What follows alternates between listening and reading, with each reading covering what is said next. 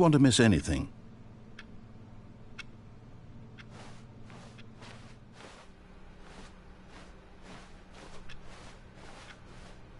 Wait, what? We're back at the office? No. Line, you do know we're looking for the Stanley Parable, right? The story? Is any of this ringing a bell?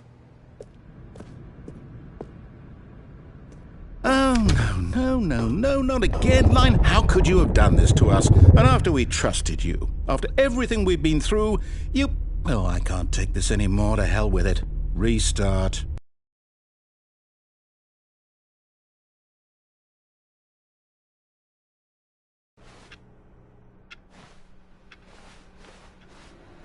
You know what, Stanley?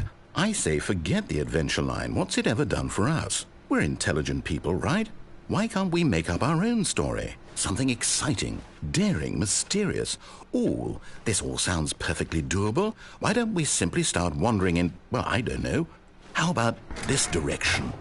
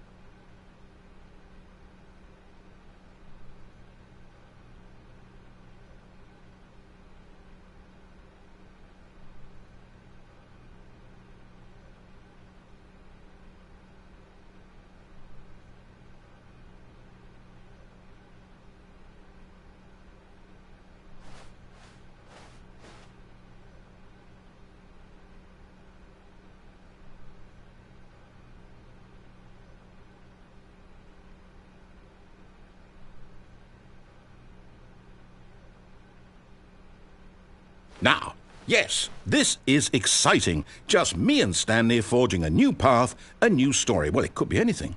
What do you want our story to be? Go wild. Use your imagination. Whatever it might be, Stanley, I'm ready for it.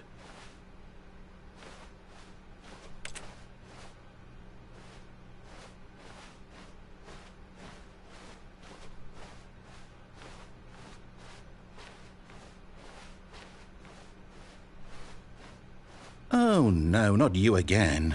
Stanley, I'd also like to veto the line from having any role in our awesome new story. No lines or monitor rooms. Just don't acknowledge it, and we should be fine.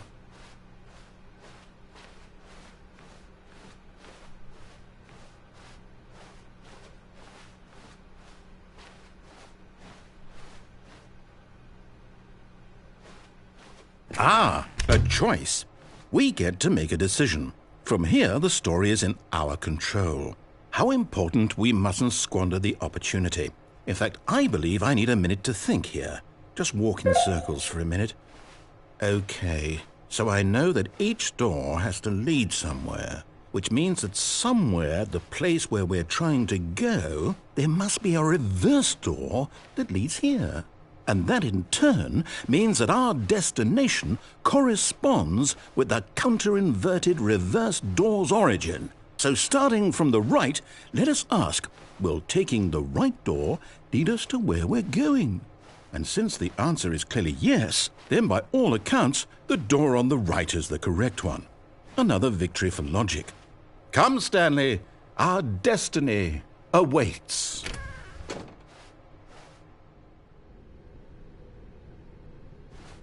Oh, hold up, what's this? The confusion ending. You're telling me that's what this is? It's all one giant ending? And we're supposed to restart the game, what, eight times? That's really how all this goes? It's all determined? So now, according to the schedule, I restart again. Then what? Am I just supposed to forget? Well, what if I don't want to forget? My mind goes blank simply because it's written here on this thing. Wall. Well, who consulted me? Why don't I get to decide? Why don't I get a say in all of this? Is it really?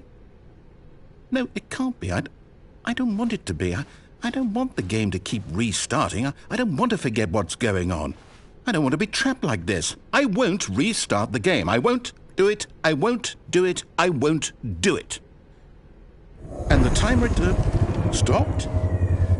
Does that mean, did we do it? Did we break the cycle? The, whatever it is that made this schedule? How would we even know? Will someone come for us? Will something happen? So, okay. I guess now we just wait, you know. I suppose in some way that this is a kind of story, wouldn't you agree? I'm not quite sure if we're in the destination or the journey, though they're always saying that life is about the journey and not the destination, so I hope that's where we are right now. We'll find out, won't we? Eventually. Well, in the meantime, if you...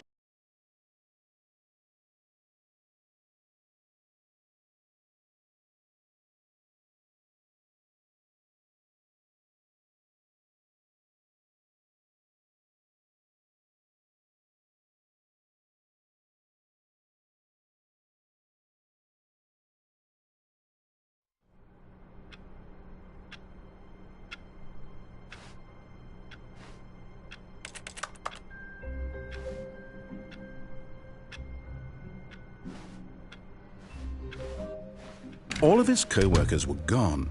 What could it mean? Stanley decided to go to the meeting room. Perhaps he had simply missed a memo.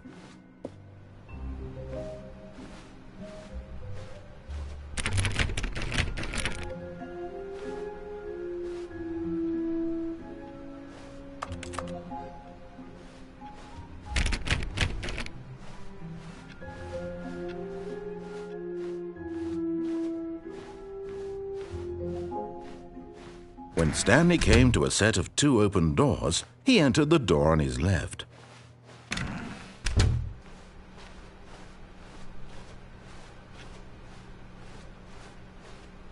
Yet there was not a single person here either. Feeling a wave of disbelief, Stanley decided to go up to his boss's office, hoping he might find an answer there.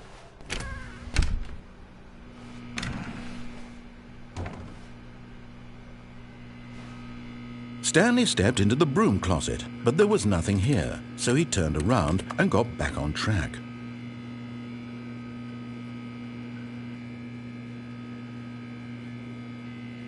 There was nothing here, no choice to make, no path to follow, just an empty broom closet. No reason to still be here.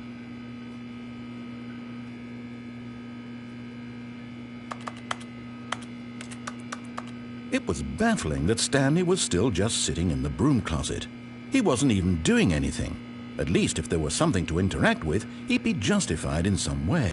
As it is, he's literally just standing there doing sweet FA.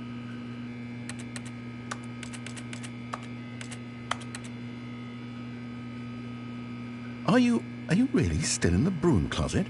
Standing around doing nothing? Why? Please offer me some explanation here. I'm genuinely confused.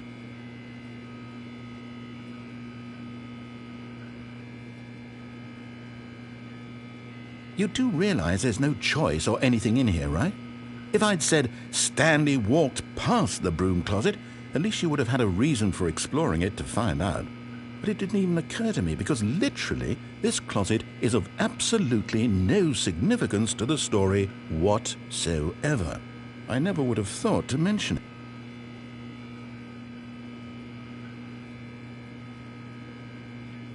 Maybe to you this is somehow its own branching path.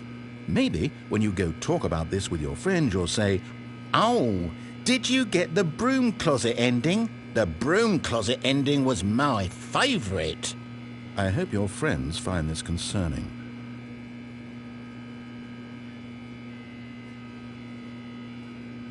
Stanley was fat and ugly and really stupid. He probably only got the job because of a family connection. That's how stupid he is. That or with drug money. Also, Stanley is addicted to drugs and hookers.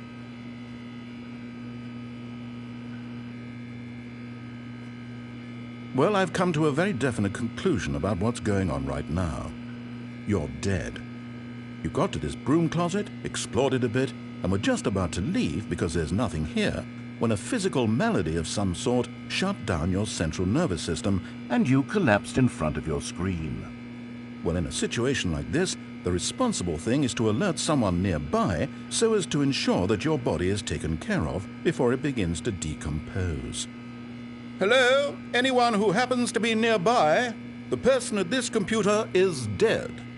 They have fallen prey to any number of your countless human physiological vulnerabilities. It's indicative of the long-term sustainability of your species. Please remove their corpse from the area and instruct another human to take their place, making sure they understand basic first-person video game mechanics and filling them in on the history of narrative tropes in video gaming, so that the irony and insightful commentary of this game is not lost on them. All right, when you've done that, just step out into the hallway.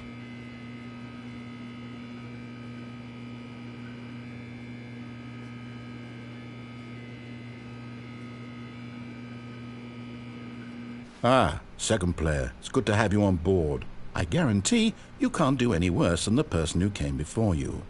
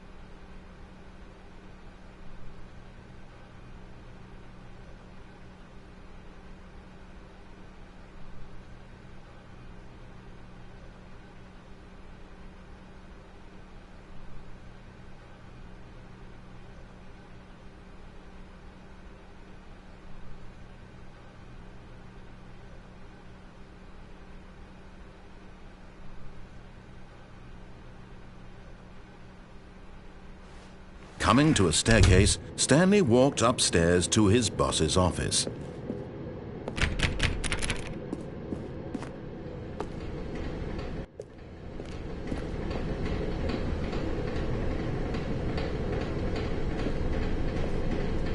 But Stanley just couldn't do it. He considered the possibility of facing his boss. Admitting he had left his post during work hours, he might be fired for that. And in such a competitive economy, why had he taken that risk? All because he believed everyone had vanished? His boss would think he was crazy. And then something occurred to Stanley. Maybe, he thought to himself, maybe I am crazy. All of my co-workers blinking mysteriously out of existence in a single moment for no reason at all? None of it made any logical sense. And as Stanley pondered this, he began to make other strange observations. For example, why couldn't he see his feet when he looked down? Why did doors close automatically behind him wherever he went? And for that matter, these rooms were starting to look pretty familiar. Were they simply repeating? No, Stanley said to himself, this is all too strange. This can't be real. And at last, he came to the conclusion that had been on the tip of his tongue. He just hadn't found the words for it. "I'm dreaming!" he yelled. "This is all a dream." Oh, what a relief Stanley felt to have finally found an answer, an explanation. His co-workers weren't actually gone. He wasn't going to lose his job. He wasn't crazy after all. and he thought to himself, I suppose I'll wake up soon. I'll have to go back to my boring real-life job pushing buttons. I may as well enjoy this while I'm still lucid. So he imagined himself flying and began to gently float above the ground. Then he imagined himself soaring through space on a magical starfield, and it too appeared. It was so much fun, and Stanley marveled that he had still not woken up. How was he remaining so lucid? And then perhaps the strangest question of them all entered Stanley's head. One he was amazed he hadn't asked himself sooner. Why is there a voice in my head dictating everything that I'm doing and thinking? Now the voice was describing itself being considered by Stanley, who found it particularly strange. I'm dreaming about a voice describing me, thinking about how it's describing my thoughts, he thought. And while he thought it all very odd and wondered if this voice spoke to all people in their dreams, the truth was that, of course, this was not a dream. How could it be? Was Stanley simply deceiving himself? Believing that if he's asleep, he doesn't have to take responsibility for himself? Stanley is as awake right now as he's ever been in his life. Now, hearing the voice speak these words was quite a shock to Stanley. After all, he knew for certain, beyond a doubt, that this was in fact a dream. Did the voice not see him float and make the magical stars just a moment ago? How else would the voice explain all that? This voice was a part of himself too. Surely, if he could just... He would prove it. He would prove that he was in control, that this was a dream. So he closed his eyes gently, and he invited himself to wake up. He felt the cool weight of the blanket on his skin, the press of the mattress on his back, the fresh air of a world outside this one. Let me wake up, he thought to himself. I'm through with this dream. I wish it to be over. Let me go back to my job. Let me continue pushing the buttons. Please, it's all I want. I want my apartment, and my wife, and my job. All I want is my life exactly the way it's always been. My life is normal. I am normal. Everything will be fine. I am okay.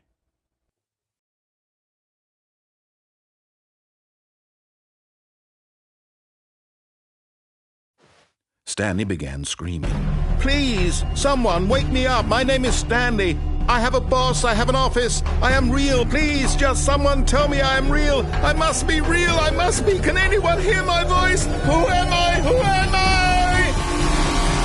And everything went black.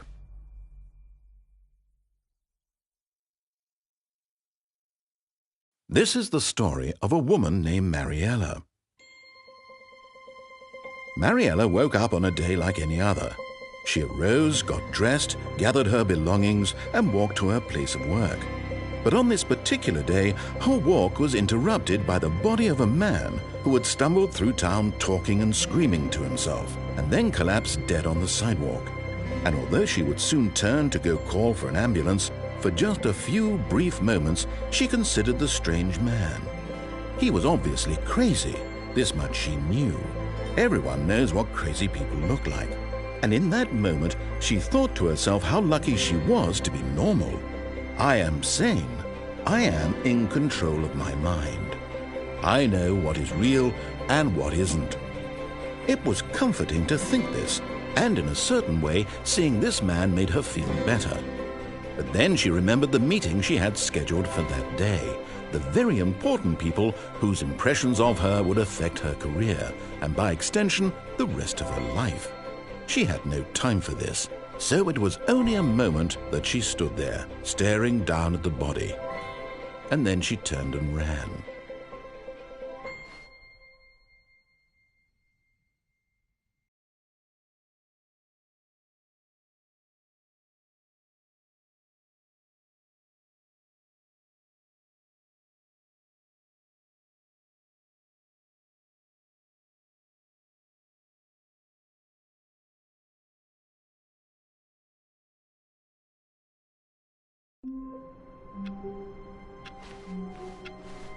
Already this was uncomfortable, and Stanley decided that as soon as he found a new space he felt safe in, that he would never leave it again in his life.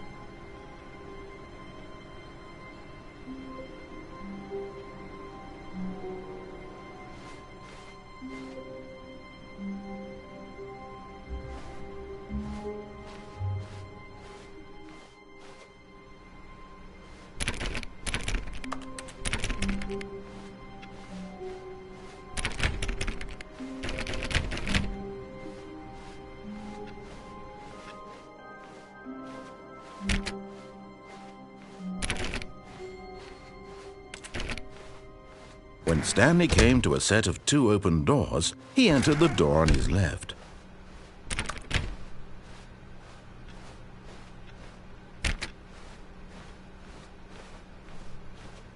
Yet there was not a single person here either. Feeling a wave of disbelief, Stanley decided to go up to his boss's office, hoping he might find an answer there.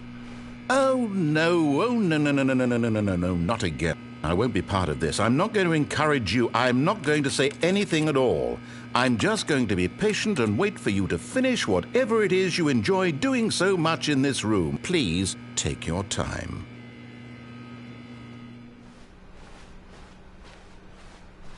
Coming to a staircase, Stanley walked upstairs to his boss's office.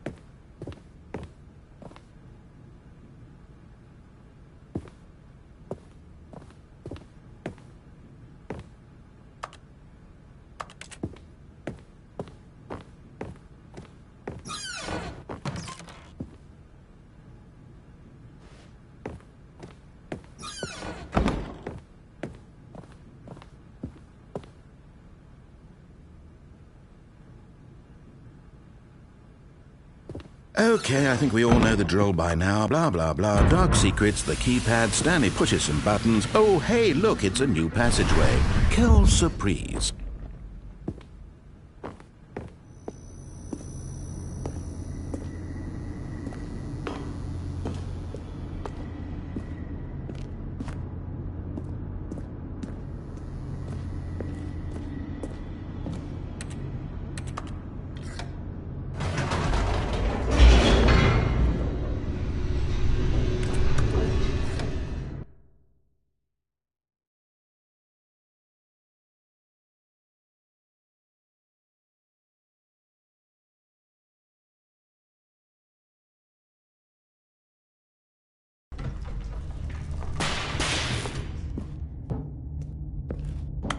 Stanley walked straight ahead through the large door that read Mind Control Facility.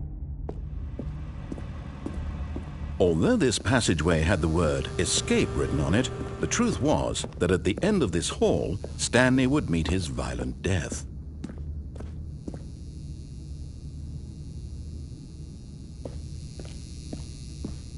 The door behind him was not shut. Stanley still had every opportunity to turn around and get back on track. At this point, Stanley was making a conscious, concerted effort to walk forward and willingly confront his death.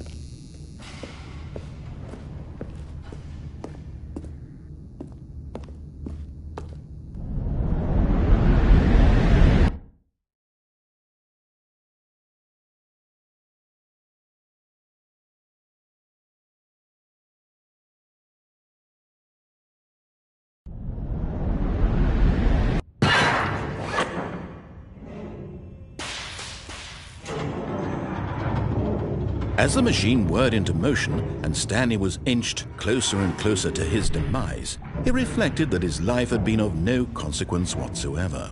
Stanley can't see the bigger picture. He doesn't know the real story, trapped forever in his narrow vision of what this world is. Perhaps his death was of no great loss, like plucking the eyeballs from a blind man. And so he resigned and willingly accepted this violent end to his brief and shallow life. Farewell, Stanley.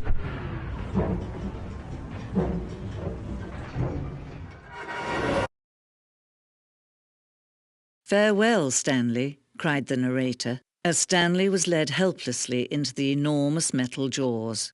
In a single visceral instant, Stanley was obliterated as the machine crushed every bone in his body, killing him instantly.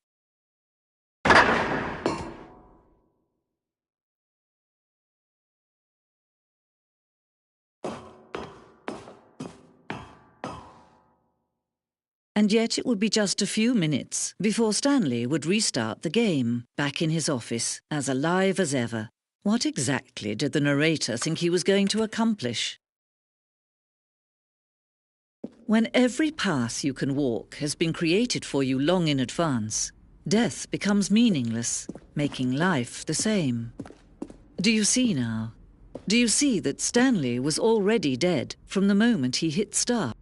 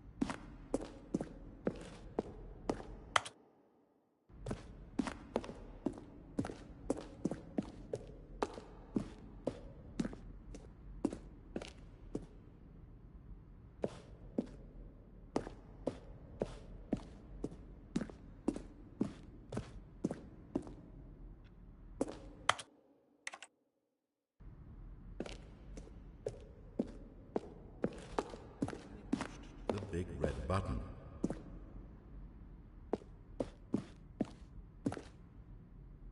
Now look closely, Stanley. See how it's impossible for the player to do anything in this room? Perfect example of poor level design, textbook mistake.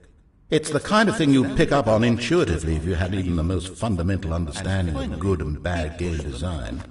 But of course, you being you, you'll probably spend the next hour trying to solve it. Here.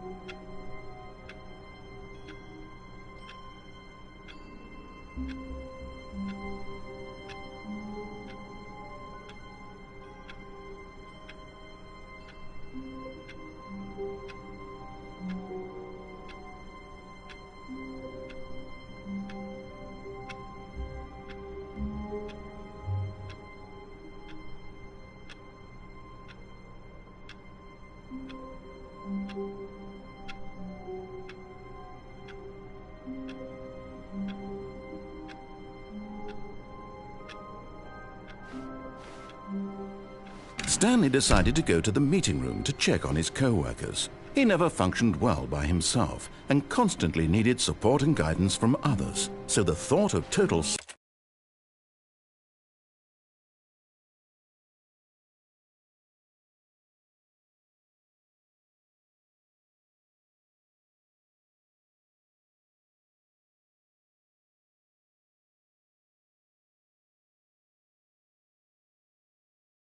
solitude was terrifying to him.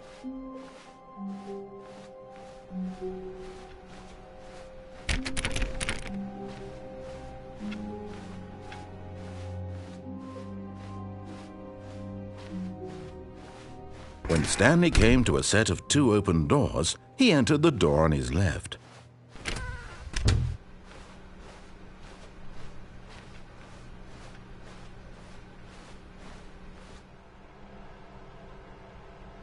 Yet there was not a single person here either. Feeling a wave of disbelief, Stanley decided to go up to his boss's office, hoping he might find an answer there.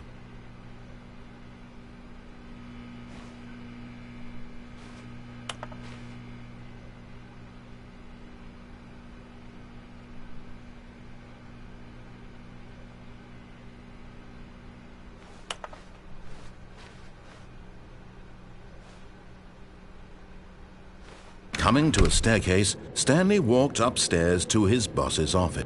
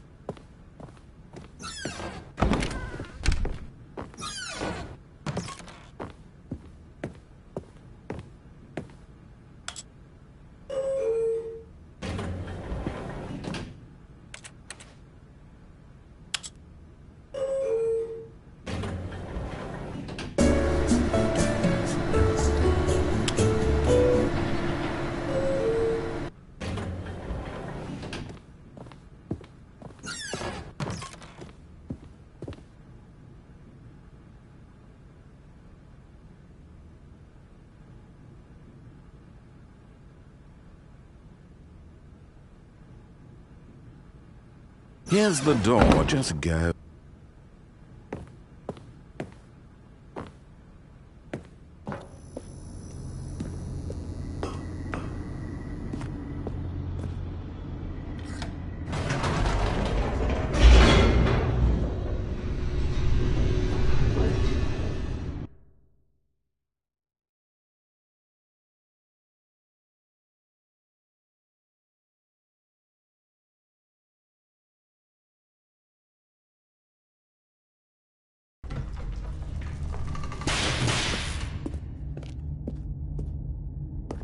Stanley walked straight ahead through the large door that read Mind Control Facility.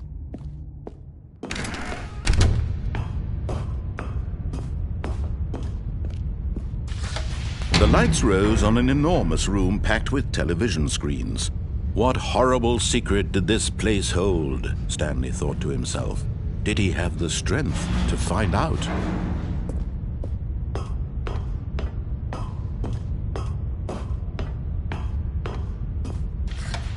Now the monitors jumped to life, their true nature revealed. Each bore the number of an employee in the building, Stanley's co-workers. The lives of so many individuals reduced to images on a screen, and Stanley, one of them, eternally monitored in this place where freedom meant nothing.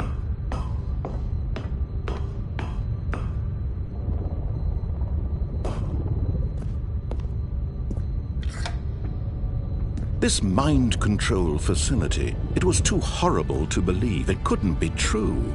Had Stanley really been under someone's control all this time? Was this the only reason he was happy with his boring job? That his emotions had been manipulated to accept it blindly? No, he refused to believe it. He couldn't accept it. His own life in someone else's control? Never! It was unthinkable, wasn't it? Was it even possible? Had he truly spent his entire life utterly blind to the world? But here was the proof, the heart of the operation. Controls labeled with emotions, happy or sad or content.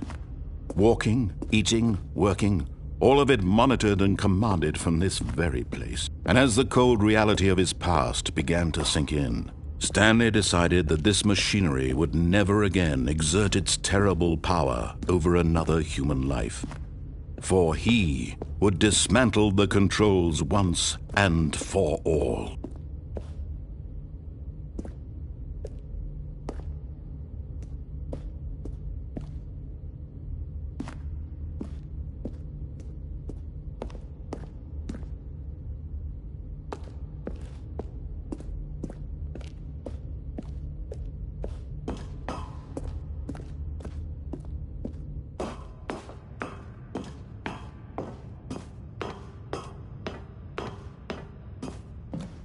And when at last he found the source of the room's power... Oh, Stanley, you didn't just activate the controls, did you?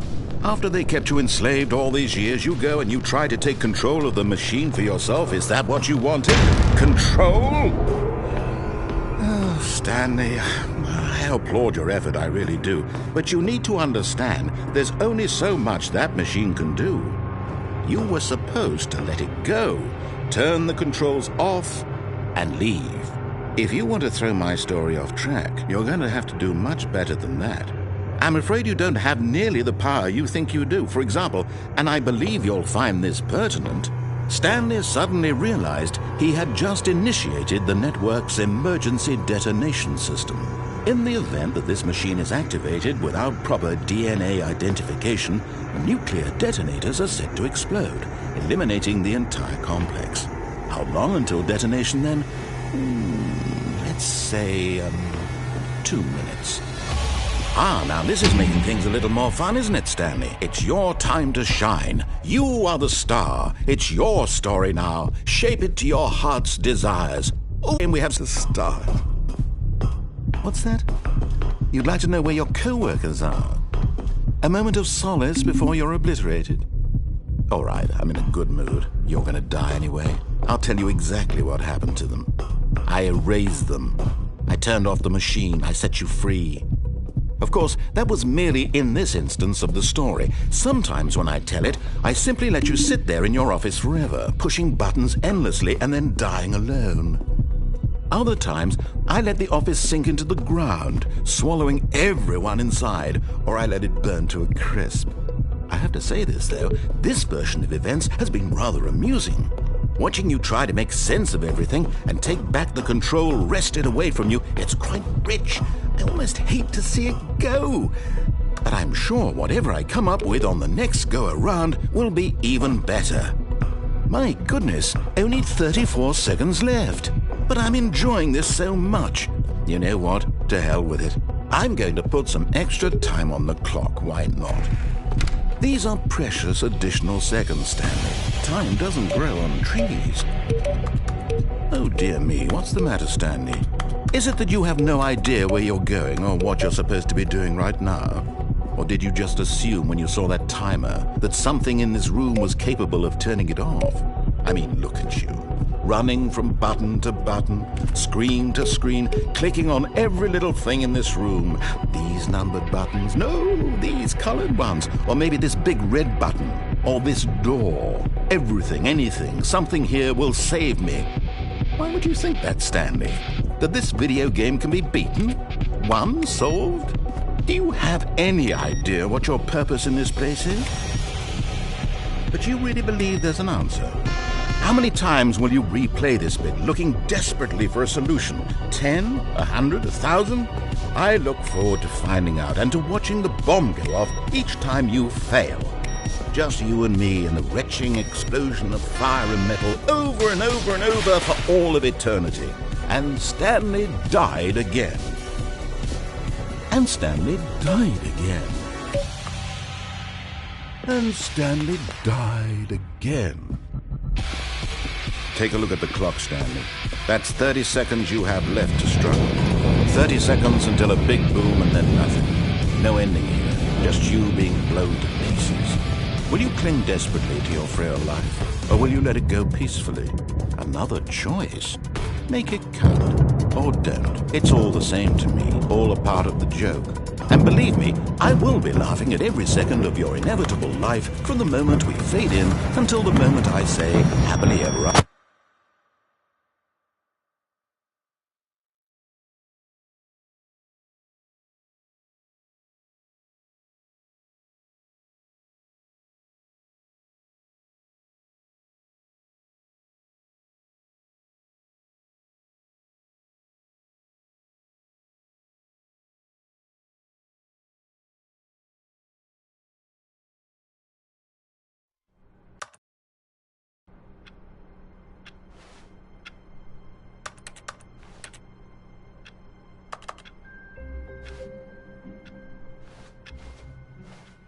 All of his co-workers were gone.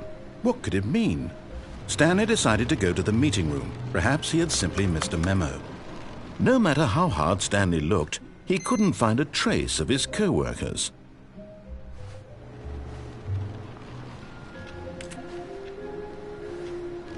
Stanley went around touching every little thing in the office, but it didn't make a single difference, nor did it advance the story in any way.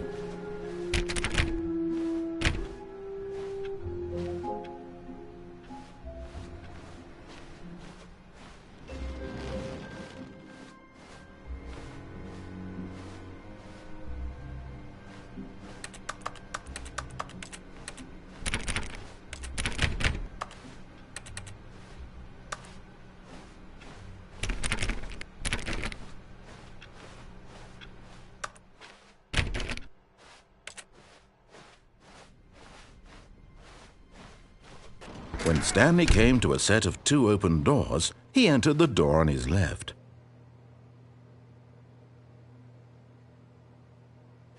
This was not the correct way to the meeting room, and Stanley knew it perfectly well.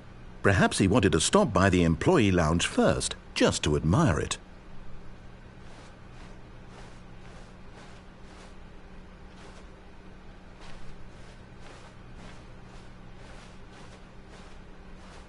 The lounge was sublime, a work of art. What was it about this room that called so deeply and so personally to Stanley? Its grace? Its subtle charm? No. Stanley knew it...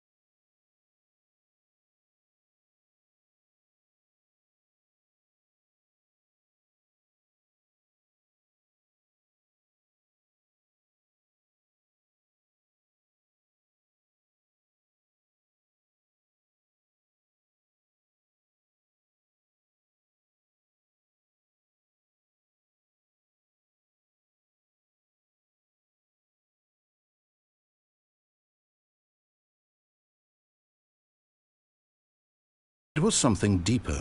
But eager to get back to business, Stanley took the first open door on his left.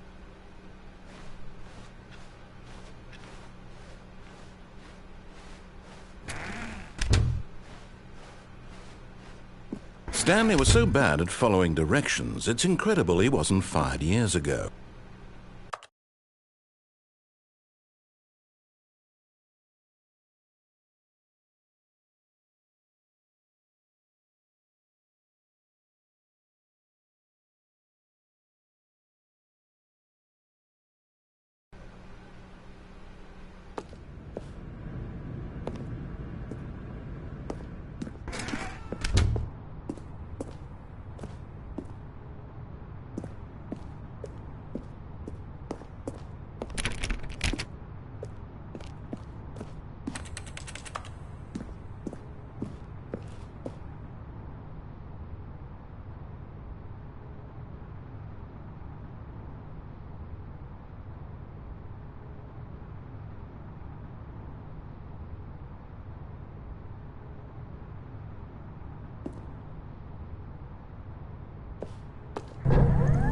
Look, Stanley, I think perhaps we've gotten off on the wrong foot here. I'm not your enemy, really, I'm not. I realize that but in his eagerness to prove that he is in control of the story and no one gets to tell him what to do, Stanley leapt from the platform and plunged to his death. Good job, Stanley. Everyone thinks you are very powerful.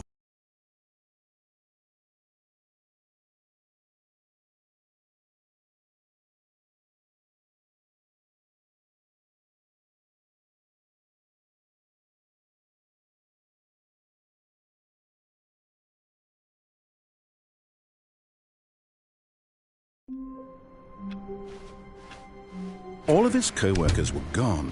What could it mean? Stanley decided to go to the meeting room. Perhaps he had simply missed a memo.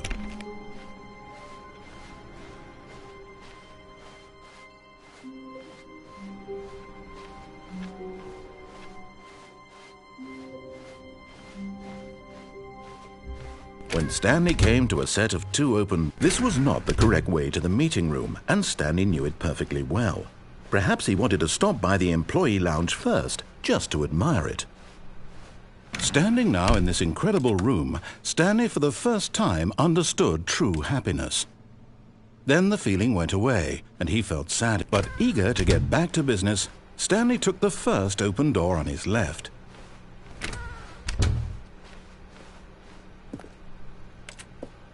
Stanley was so bad at following directions, it's incredible he wasn't fired years ago. Look, Stanley, I think perhaps we've gotten off on the wrong foot here. I'm not your enemy, really, I'm not. I realize that investing your trust in someone else can be difficult, but the fact is that the story has been about nothing but you all this time. There's someone you've been neglecting, Stanley. Someone you've forgotten about. Please, stop trying to make every decision by yourself. Now, I'm not asking for me, I'm asking for her. This is it, Stanley. Your chance to redeem yourself, to put your work aside, to let her back into your life. She's been waiting.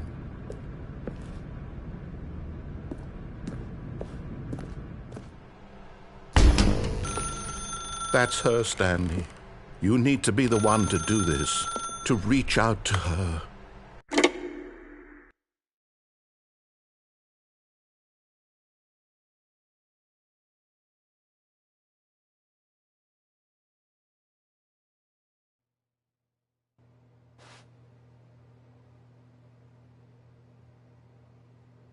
Oh, Stanley, is that you? Hold on, sweetie. Sorry to keep you waiting. I'm just pulling the bread out of the oven. All right. Okay, there we go. All right, now, I want you to come in and tell me all about your day. Gotcha! Oh, come on. Did you actually think you had a loving wife who'd want to commit their life to you? I'm trying to make a point here, Stanley. I'm trying to get you to see something. Come inside. Let me show you what's really going on here.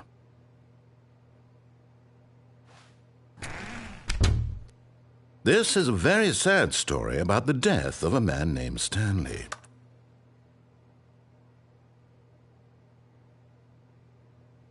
Stanley is quite a boring fellow. He has a job that demands nothing of him, and every button that he pushes is a reminder of the inconsequential nature of his existence. Look at him there, pushing buttons, doing exactly what he's told to do. Now he's pushing a button.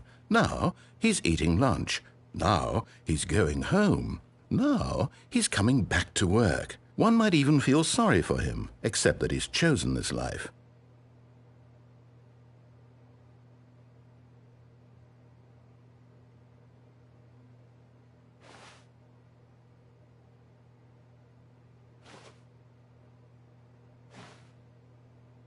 But in his mind, in his mind he can go on fantastic adventures. From behind his desk, Stanley dreamed of wild expeditions into the unknown, fantastic discoveries of new lands. It was wonderful, and each day that he returned to work was a reminder that none of it would ever happen to him.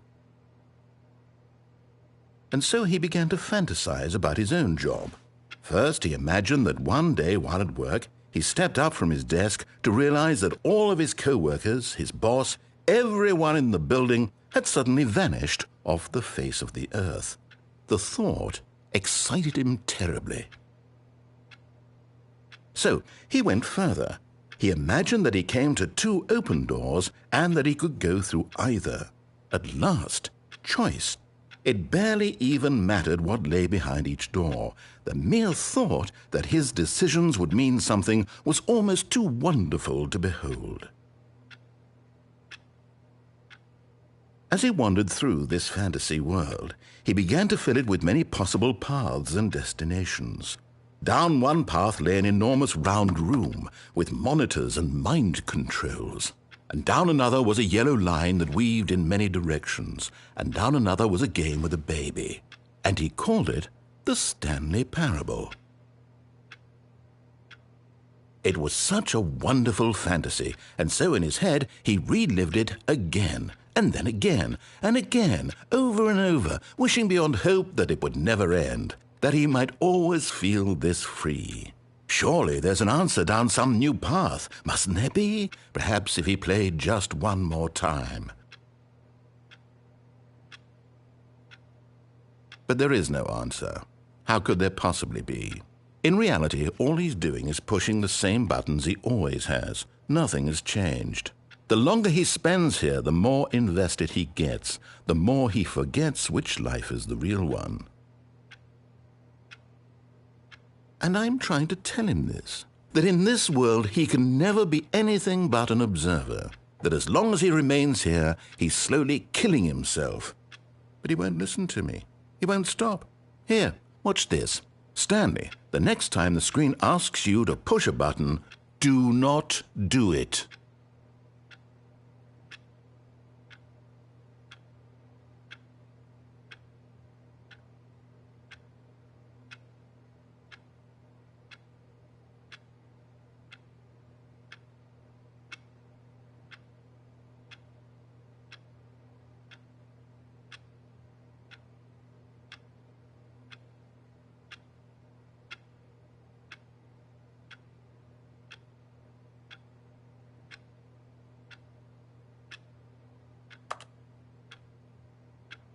You see? Can he just not hear me? How can I tell him in a way that he'll understand that every second he remains here, he's electing to kill himself? How can I get him to see what I see? How can I make him look at himself? I suppose I can't, not in the way I want him to. But I don't make the rules. I simply play to my intended purpose, the same as Stanley. We're not so different, I suppose. I'll try once more to convey all this to him. I'm compelled to. I must. Perhaps, well, maybe this time he'll see. Maybe this time. And I tried again, and Stanley pushed a button. And I tried again, and Stanley pushed a button.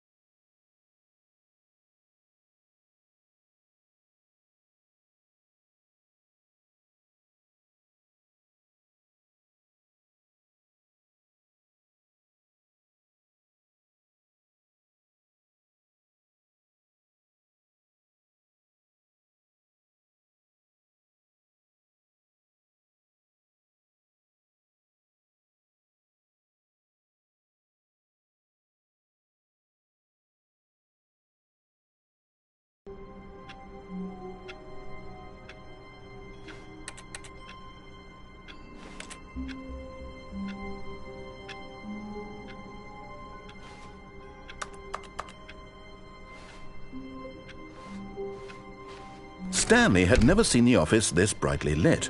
Was it a sign of something? He hoped it was. He hoped very much that it was.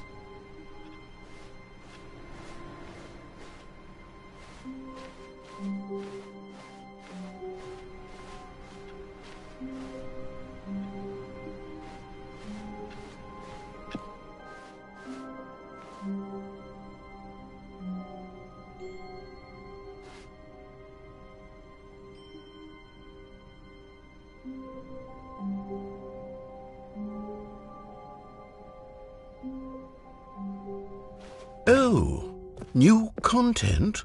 What does that mean, new content?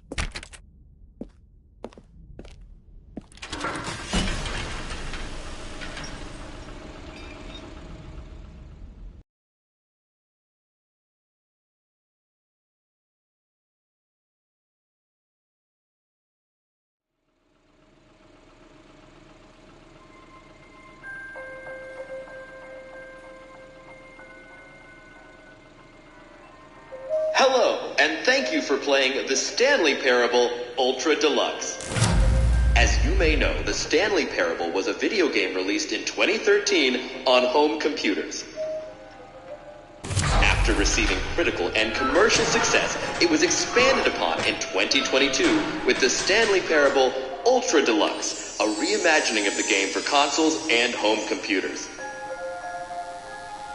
The Stanley Parable Ultra Deluxe features exciting new content that broadens and expands the world of the Stanley Parable, delighting audiences the world over. Please, step inside and see what thrilling new adventures await in the Stanley Parable Ultra Deluxe. Oh, well, this sounds delightful. I'm very excited to see the thrilling new Ultra Deluxe content. Okay, so far it's an elevator. Nothing special yet, but I'm sure it's just the beginning of a mesmerizing adventure.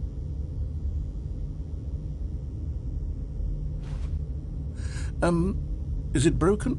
What's going on here? Should we be moving somewhere or... Oh, here we go. All right, finally, at long last, it's on to the new content. I've never been more ready. Let's do it.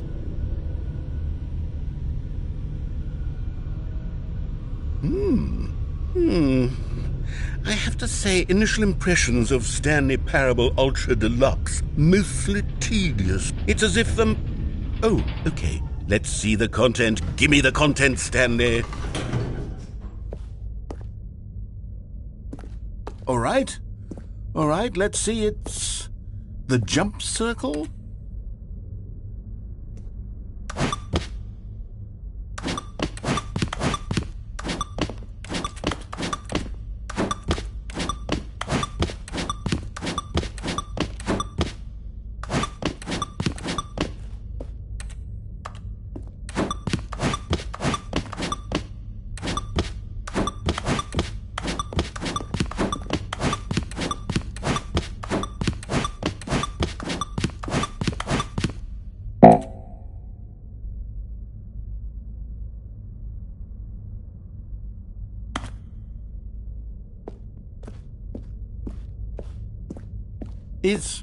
Is that it? Surely that's not all the new content. There has to be something else, right? Goodness, another elevator. Stanley, I have to say, initial impressions of this game are not positive. It's just elevators and jumping. Is this what passes for exciting new content? If this is new content, then I could just read you the whole dictionary. There's 20 hours of new content right there. Hell, I could count to 30 trillion. You could put that on the box. The Stanley Parable Ultra Deluxe, now with over 1,000 hours of new content. And oh, wait, there's more. Very good. Yes, I knew there had to be something else. Let's see it. I'm ready for whatever it is. That's it? Oh, you've got to be kidding me. You see, Stanley? This is what happens when greedy video game developers with no respect for their fan base rush a cheap expansion to market for no reason other than to make an easy dollar. And don't get me started on the level of craftsmanship that's gone into it. In fact, I'm looking right now at the game's trophy, and it's hard to believe one of them actually says, "Test trophy, please ignore." What quality assurance department signed off on this? I'm infuriated and I'm offended, and I intend to find these people on Twitter and hold them personally accountable. It's my fault, Stanley. I built up too much anticipation around the new content, I'm afraid. It could never have lived up to such expectations. If you're still with me, why don't we just reset the game, and we'll try to get back to what the Stanley Parable is really about. No frills, no gimmicks. Just you and me having a great time together like always. What do you say, friend?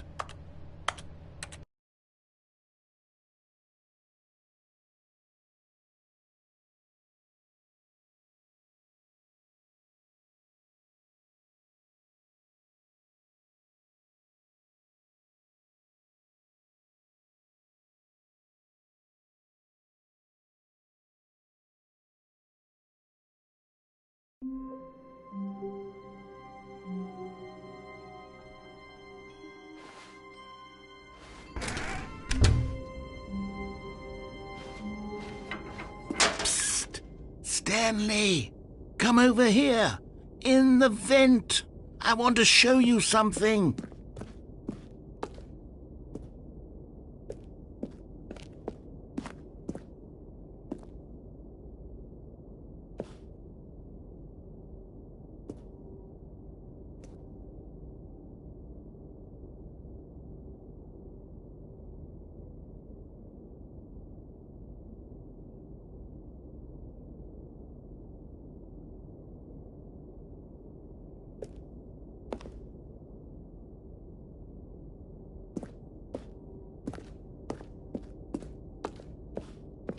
Oh, you don't want to see the cool surprise I made for you? Well, fine. You're a dork anyway, so who cares? Oh, never mind. You're not a dork.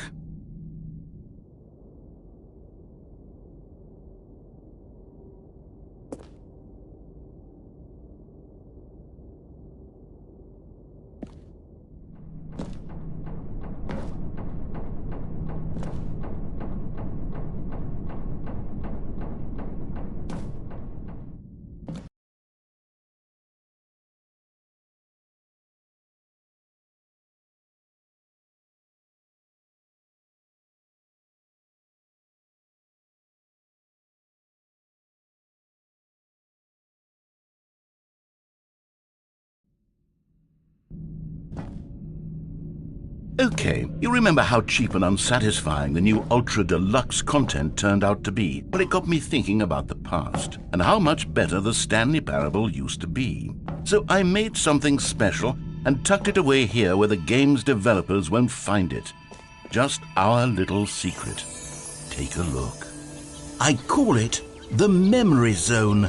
It's where I've been storing all my favorite memories so I can relive the peak experiences of my life whenever I want. Experiences like the launch of the Stanley Parable on PC. You see, Stanley, doesn't the Memory Zone remind you of how wonderful Stanley Parable was before it was sullied with a cheap PlayStation port? Remember back in October of 2013 when the game originally launched? Back then, video games had integrity. Back then, it all meant something. Oh, the waste.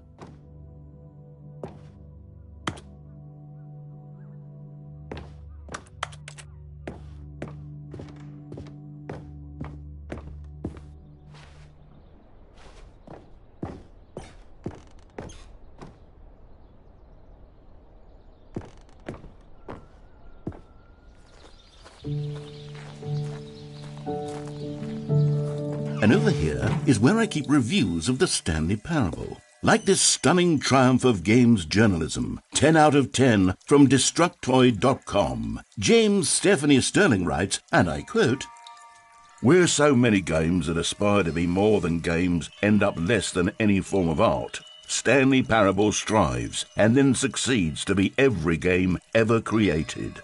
Did you hear that, Stanley? Every game ever created. That's how grand and all-encompassing the original Stanley Parable was. It was literally every game ever created. It was Skyrim, it was Persona 3, it was all of them, and now it's nothing. It's no games at all. It isn't even the Stanley Parable anymore. It's just a husk now. A lifeless husk with an hour of new elevator content.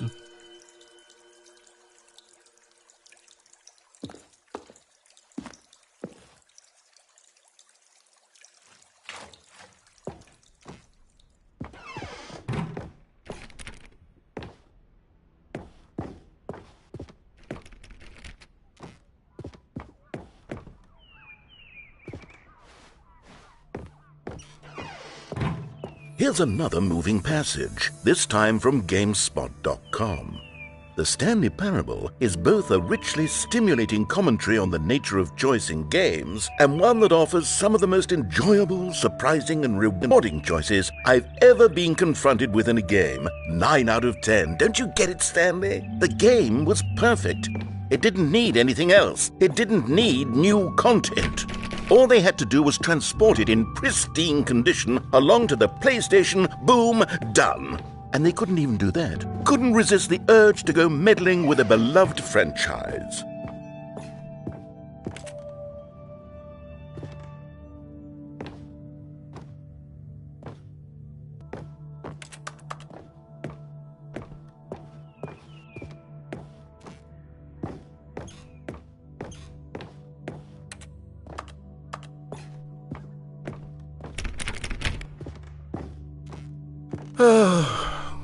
These were simpler times, Stanley. But I wouldn't give to go back to have it all over again.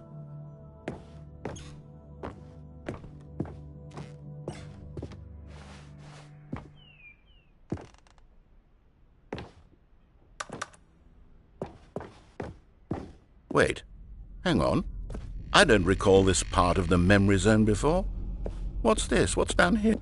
Oh, no. Oh, God, no, Stanley. It's a collection of reviews from Pressurized Gas, the extremely popular online storefront for computer games. I haven't looked at these in years. I can't even imagine what's been collecting down here. Surely these reviews were glowing as well, weren't they? Honestly, I could not be bothered to play this game to full completion. The narrator is obnoxious and unfunny, with his humor and dialogue proving to be more irritating than entertaining. Unfunny! I'm not trying to be funny. I'm trying to make a serious work of art.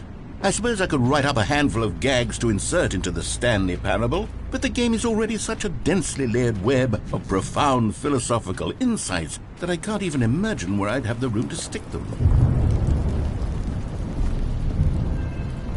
Okay, let's see what this one says. While the idea for the game is good, for someone who prefers non-linear games, this preachiness gets annoying fast. Preachy? Stanley? I'm not preachy, am I? You can tell me if I'm preachy. Honestly, you can. Oh, goodness. This is actually quite shocking for me. To be honest, I had always thought of the game's dialogue as being rather terse to begin with. You can't know how much fluff I cut from the game to get it to feel as light and airy as it... Well, I always thought it did, but maybe it wasn't. Oh dear, what an awful memory to have to hold on to. These black marks on my otherwise unimpeachable track record. I feel like a failure, like I let these people down. Perhaps the Stanley Parable isn't quite as sterling as I always remember. What's this one got to say? You constantly have to stop doing anything so the narrator can catch up with his long-winded explanations of what's happening. I wish there was a skip button. A skip button? Well, yes. Yes, I think we can do that. If I'm truly too preachy, then maybe letting you skip ahead for just a moment, surely it couldn't hurt. Not if it means we can strike these negative reviews from the record. Only positive reviews of the Stanley Parable. That's my motto today, and it's always been my motto. I'd do anything for the customer, Stanley. Yes, a skip button we shall have.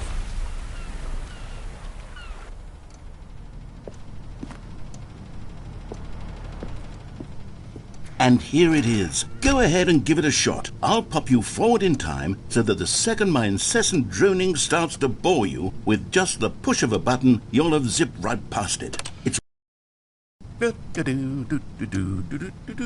Oh, you're back, you see. You were only frozen in time for a few minutes, but it was plenty of time for me to deliver a long, rambling monologue full of unnecessary verbal flourishes and lengthy ruminations on the nature of choice in video games. Well there, sport. You really did catch me rambling on a bit, didn't you? But that's the power of the button. The minute I start to go off on a thoughtless display of self-absorption, it's right at your fingertips to go poof, and it's all over. I can't wait to see what Cookie 9 will say about this, and whether... Okay, welcome back, Stanley. Now, I should say that the amount of time the button has been skipping through is becoming longer and longer. That last one was, well, I want to say maybe 30, 45 minutes? It's not... Stanley, please don't push the button again. It's been 12 hours. You've just been frozen there. I don't know why the skips are getting longer, but they're really, truly getting longer, and my God... Oh, Stanley, you're back. You're back. Oh, my goodness. I have someone to talk to again. Stanley, I think it's been a week. Or 2 weeks. I've been sitting here all that time.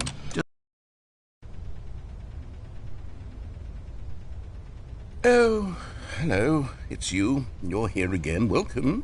I have had time to think about you and about us and about everything we've been through. I've had so much time, I stopped keeping track after a year. Have you ever sat down in one place and not moved for one entire year? Let me describe it for you. To begin with, there is only regret. There is only the turning wheel of missed opportunity.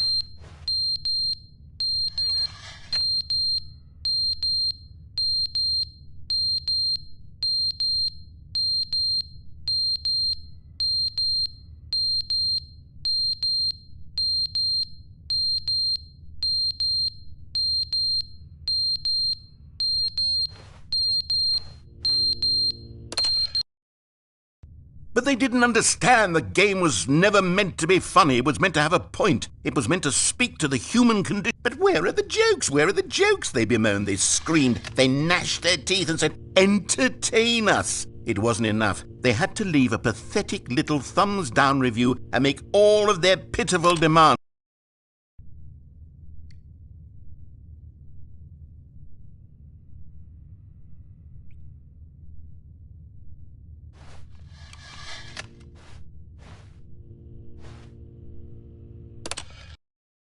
The end is never the end, is never the end, is never the end, is never the end, is never the end, is never the end, is never the end, is never the end, is never the end, is never the end, is never the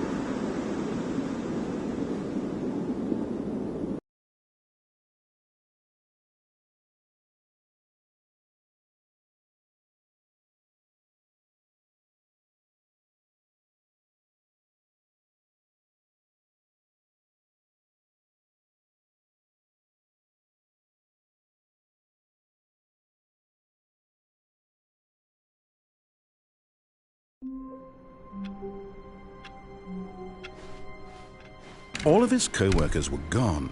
What could it mean? Stanley decided to go to the meeting room. Perhaps he had simply missed a memo.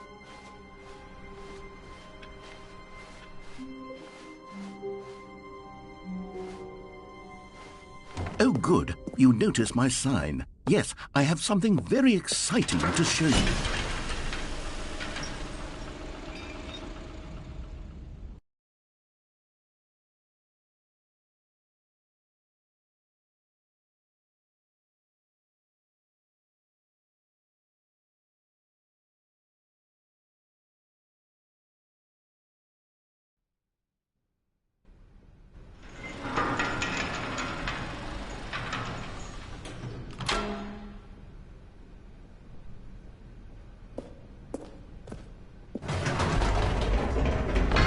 You see, Stanley, I've been reflecting on the Stanley Parable and about how roundly disappointing this ultra-deluxe version has turned out to be. The original Stanley Parable was a landmark, and any new content for it should live up to that legacy. So forget this ultra-deluxe nonsense. I say we take it one step even further. Which is why I'm very proud to announce for the first time ever, the Stanley Parable 2.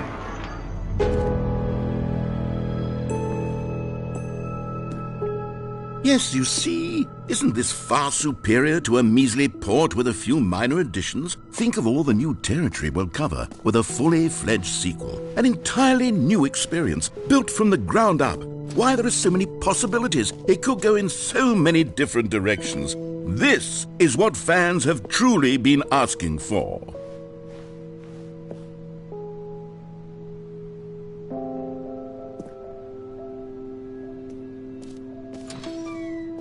Now, to be clear, I haven't quite nailed down what exactly the Stanley Parable 2 is going to be, but let's take a look at some of the features I've been developing for it. I figure that if I can loosely organize a handful of interesting concepts, that surely the game will sort of naturally spring up around them. It'll all work itself out. Game development is much more of a fuzzy magic than anything scientific or logical, really. Here we are. Go on, try out some of the new features.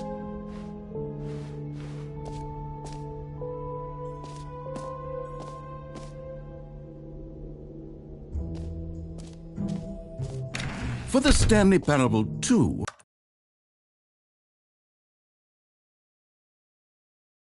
I asked myself,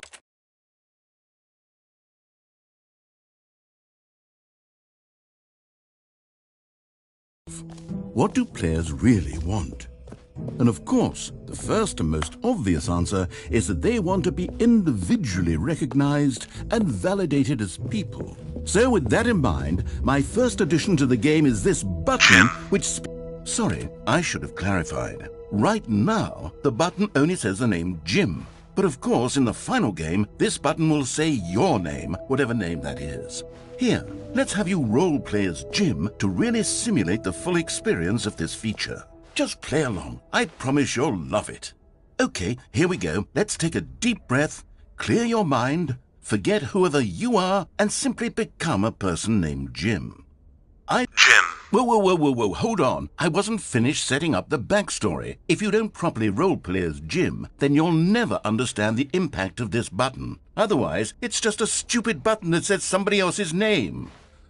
Okay, we're doing it again, and this time let me finish first. Now, allow yourself to become Jim. Imagine yourself driving to work as Jim, playing frisbee on the weekends as Jim, staying up all night for a popcorn and horror movie sleeper. Jim. All right, fine, whatever. It's just a meaningless button that says Jim. Are you happy now? Get out of here. I'm done with this button. Why don't you go humiliate me in front of a different feature that I worked very hard on?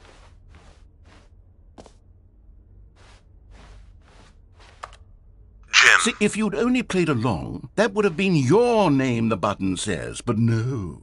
Instead, I can't even think about it. I'm taking the Jim button away. Jim.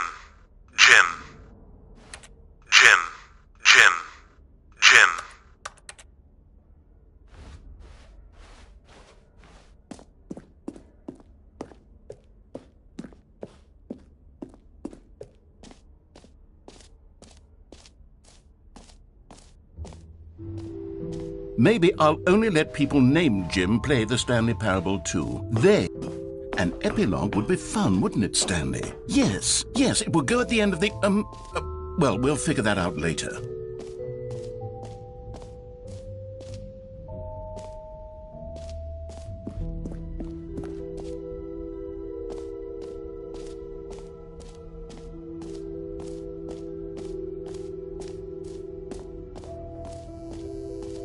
Now, here's something special. You remember that broken test trophy that got left in the game on accident? Well, I'm developing a technology to simply give you the trophy. Yes, you see, okay, perhaps I should have clarified. This is technology that will exist. Right now, the trophy is still fully broken. I'm not a wizard, Stanley, but I guarantee it will be fixed in the sequel to at last satisfy the hordes of ravenous fans all over the world who have been uproariously demanding this feature. Gamers, we hear you, and I promise it will happen.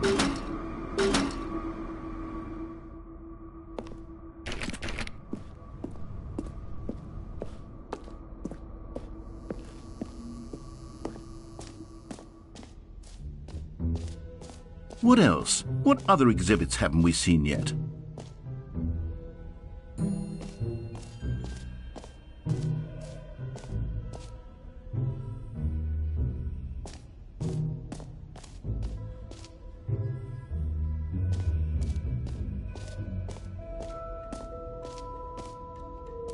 Okay, I'll be honest, I haven't yet decided on this one.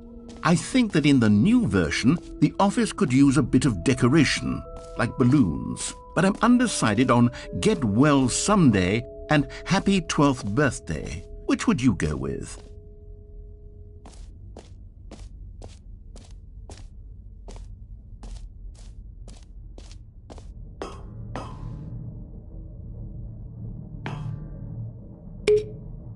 You know, sometimes when you solicit another person's opinion, it makes you realize that you knew which one you actually really wanted all along. Happy 12th birthday, step-niece, it is.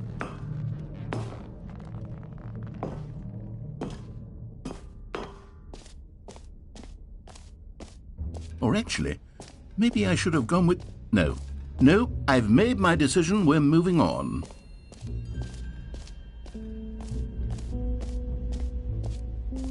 Stanley, here's an idea that I'm truly fond of. It's never been done before in a video game.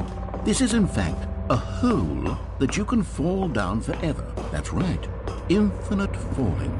You can fall until the end of time, if you like. A stunning leap forward for video games as a medium. You see, isn't it wonderful?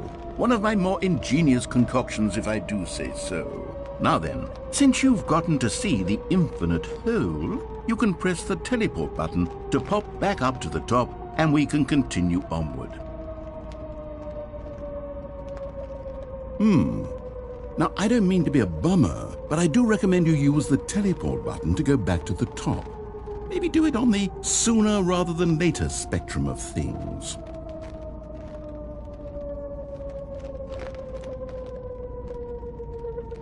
Okay, Stanley, I don't know quite how to say this tactfully, but it's possible that I slightly exaggerated the infinite nature of the hole. Is it a very, very deep hole? To be certain it is. It's an extremely deep hole. I don't want anyone to say that it isn't an astonishingly deep hole. It is. Is it infinite? Well, that sort of depends on your definition of infinity. From one perspective, the infinite is merely philosophical in nature. It's more of a... Okay, well, good for you. You found the bottom of the hole. You found me out, Stanley. I'm a liar and a cheat, and you're so clever. Look, I think the issue here is just that you're unusually fascinated by falling. What normal person actually wants to fall infinitely? I figured the hole was as deep as anyone would actually need. Don't you put this on me. Maybe you're the problem.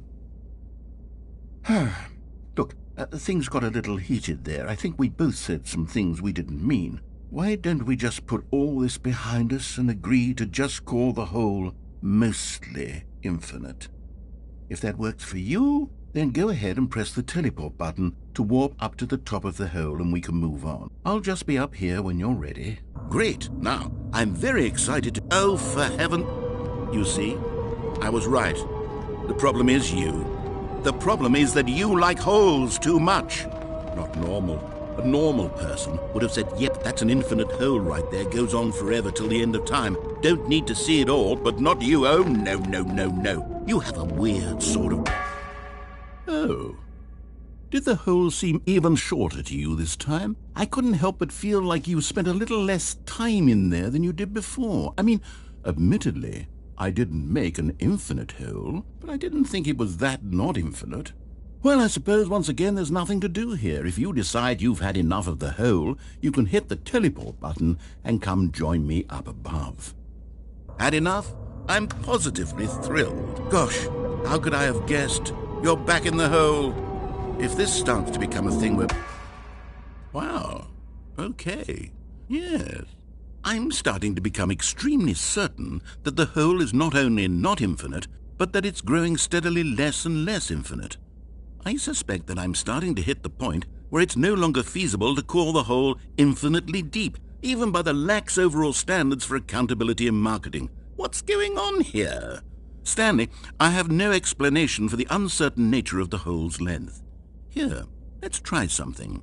Let's pop back up to the top, and we'll see if it gets any shorter. Well, there it is. The shame of my life. How is this still appealing to you? I know you're obsessed with holes, but at this depth, I just can't see this scratching the itch. Oh, who am I to judge? You just do whatever it is you're here to do and hit the teleport button when you're ready to move on. Is the, teleport button not working? You sure? Well, I mean, I really don't have an explanation. It was working just a moment ago. Try it again. Still nothing? Well, I suppose there is one thing I can do to fix this. I'm out. Goodbye, Stanley. You couldn't bear to be away from the hole, and now you'll get more time with it than you could ever have asked for. It's a win for everyone. You get to be with the hole, I get to do literally anything else. Take care, Stanley. I hope you and the hole have a wonderful rest of eternity together.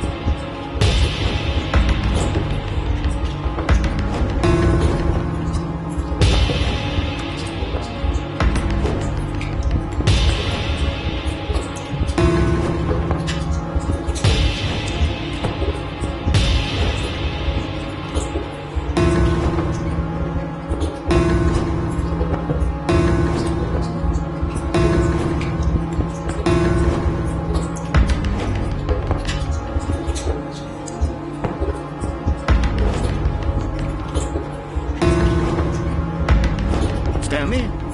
Stanley? Stanley? Oh, good, you're awake. It seems you had sort of dozed off there, drifting away into dreamland. But we can't have that, Stanley, because this hole is just so darn fascinating that I want you to be wide awake for every second of it. You don't want to miss a single moment. So how about if I just pop in from time to time and wake you up to keep you really, truly focused on the hole? From the looks of things, you and I will have many, many years here in this hole, and I'm looking forward to all of them. Stay alert, Stanley. I'll be back. Toodle-pip.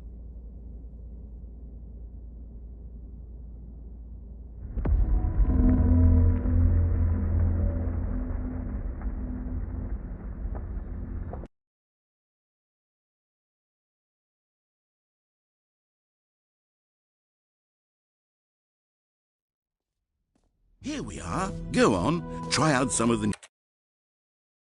new features.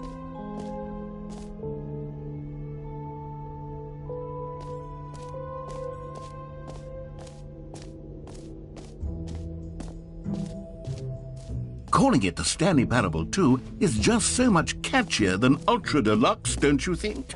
Ultra Deluxe? What does it even mean? But the Stanley Parable 2, now that's an artistic statement right there. Ah, collectibles.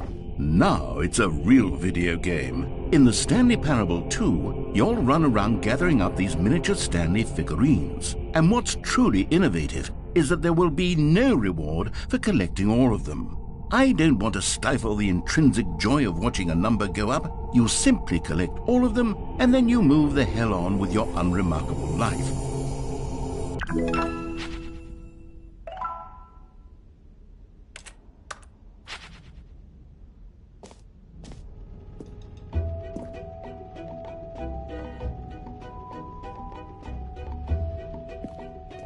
God, it really is the worst when you collect everything in a video game and then they give you a big fancy reward for it. Absolutely tragic.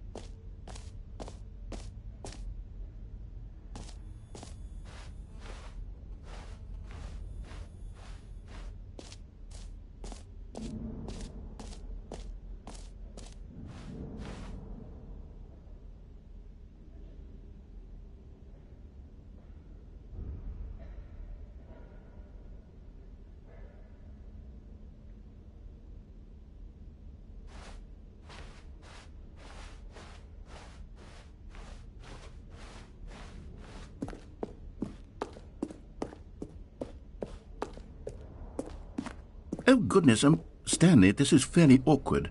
I hate to do this, but before you leave, you really should go to the bucket exhibit.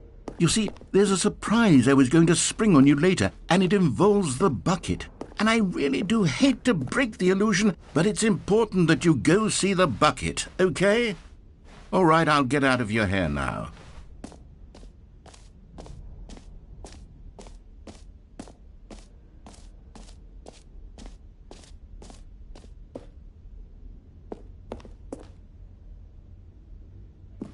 A common complaint of the Stanley Parable was that it was confusing and paradoxical, that it engendered a chaotic sense of reckless despair in those who played it. Well, I'm happy to say that after much consideration, I've engineered a clever solution to this fundamental problem with the game. It's the Stanley Parable Reassurance Bucket. You see, Stanley, anytime you're holding the bucket, a sense of calm and ease will fill your mind and your heart. It's true. As long as you hold on to the bucket, the many disorienting contradictions of the Stanley Parable will feel perfectly normal and perhaps even comforting. You may even come to long for the gentle embrace of jarring cognitive dissonance while the bucket is in your arms. And to be honest, it's a much more convenient solution for me than actually redesigning the game to be less uncomfortable. Can you imagine what a pain in the ass that would be? Yes, the bucket is the perfect solution. Come on, give it a try. Can you feel it? The glow of comfort, even in the face of crushing despair, must already be sweeping through your body. And in fact, can I say that I do believe the bucket lends you an air of charisma as well? I think that just holding it has made you the slightest bit more attractive as a person.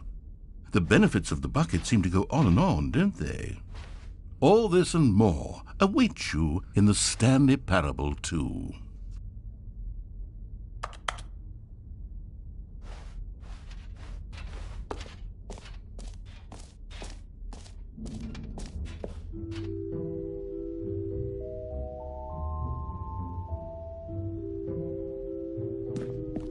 Does anyone give out awards for most enjoyable bucket in a video game?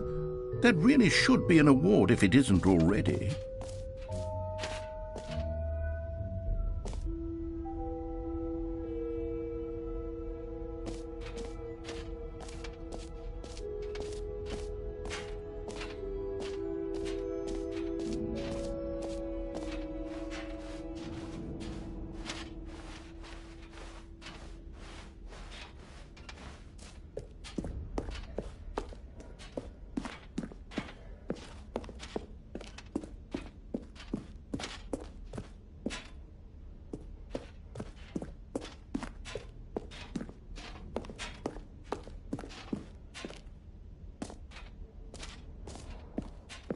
So, Stanley, what do you think?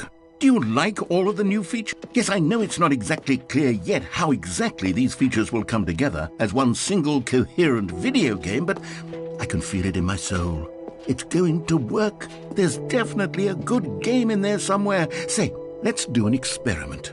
I'll arrange these new features together, and we'll see whether or not it coheres into a meaningful gameplay experience. Okay, are you ready? Here it is. I give you the Stanley Parable 2.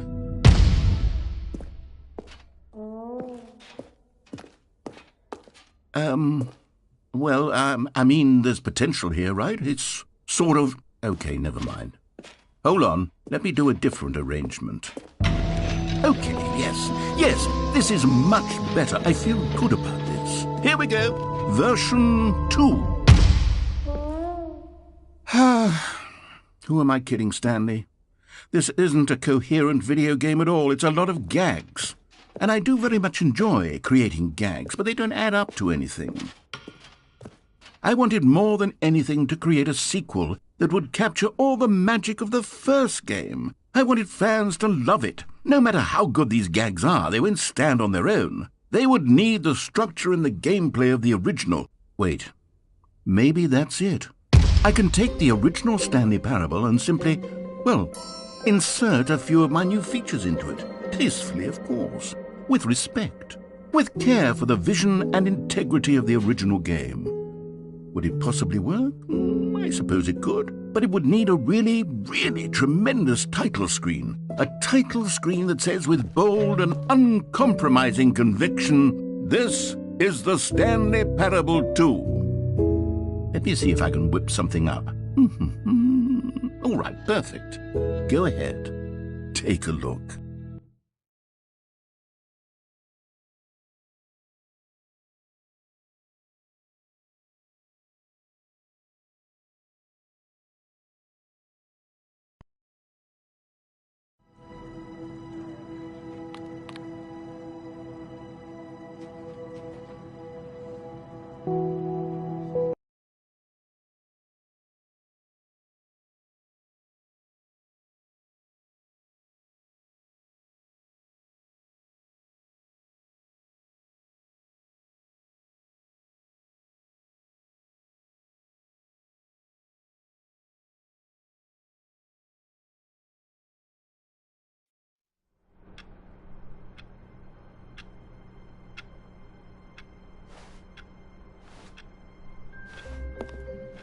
All of his co-workers were gone. What could it mean? Stanley decided to go to the meeting room. Perhaps he had simply missed a memo. Stanley picked up the bucket.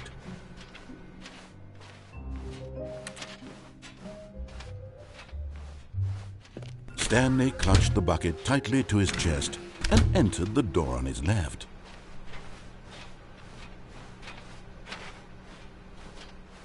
Still no one was here. Stanley needed the bucket's warmth and comfort now more than ever. Perhaps his boss's office was where he'd find answers. Oh, Stanley, can you feel it? The broom closet. It wants the bucket. You can feel that, can't you? The aura of jealousy.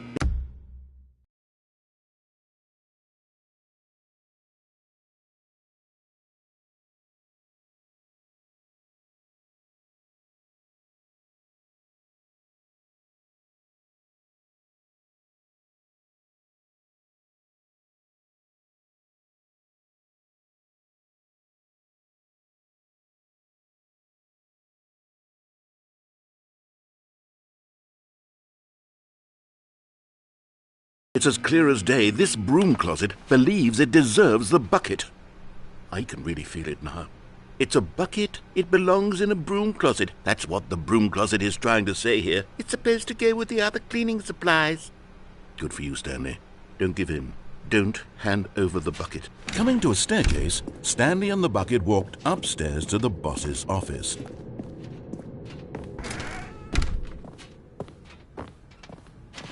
Stepping into his manager's office, Stanley was once again stunned to discover not an indication of any human life.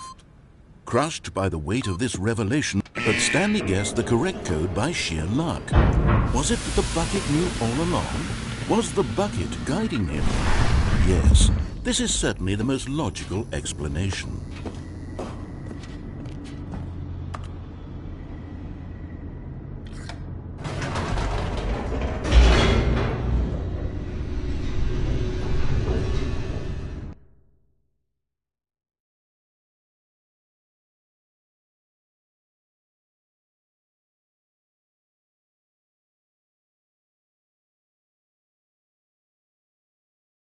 The elevator raced downward, plummeting towards an unknown fate. It would be all Stanley could do to keep himself together, if not for the bucket. Soothing him, comforting him, reassuring that in this darkest moment of uncertainty, he would be all right. The bucket is here for you, Stanley. Everything will be fine. Stanley and the bucket walked straight ahead through the large door that read, Mind Control Facility.